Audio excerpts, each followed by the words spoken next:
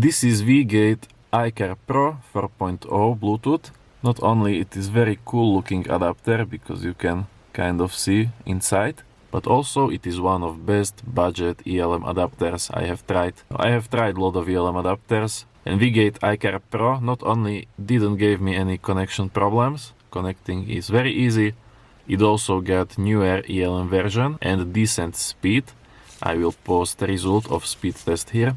You usually don't get new ELM version like this for these cheaper adapters, so all of the apps worked. It is fast, I didn't have any problem, and I can recommend this iCar Pro. Same like any ELM327 adapter, you can use it with literally hundreds of different apps. So one adapter works for multiple apps. For example, this is app to diagnose problems with your car. I can go to these read codes. I can even select which control modules I want to scan. See, and I can see why I have check engine light. I have P0342, problem with camshaft position sensor. When I start my car, see, that was some rough start. I have check engine light, but I can use my ELM adapter to get rid of it. And this is some bad sound going on. Okay, clear check engine, see? And my check engine light is gone.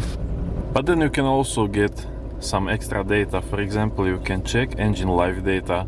Check this, I can view multiple graphs at once. For example, now I have oxygen sensor data.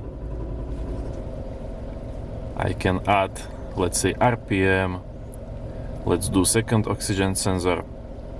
And for example, throttle position. And I can view all of this live data at once, which is kind of nice. If you can read this live data, they can help you find out what is problem with your car when you have some fault code. And not only you can do graphs, but you can also do this dashboard and kind of see this dashboard page. And what you can do with dashboard page like this, for some cars you might also be able to cast this page directly on your car's radio. Or you can even use it as head-up display for your car, which is kind of funny. Now even these one apps offer far more functionality than what I showed you. You can even check your emission systems. So this will tell me how ready is my car for emission test by checking emission monitors. I might have problem with misfire, fuel system, catalytic converter. So if I would go take inspection check now, I would probably fail with this car.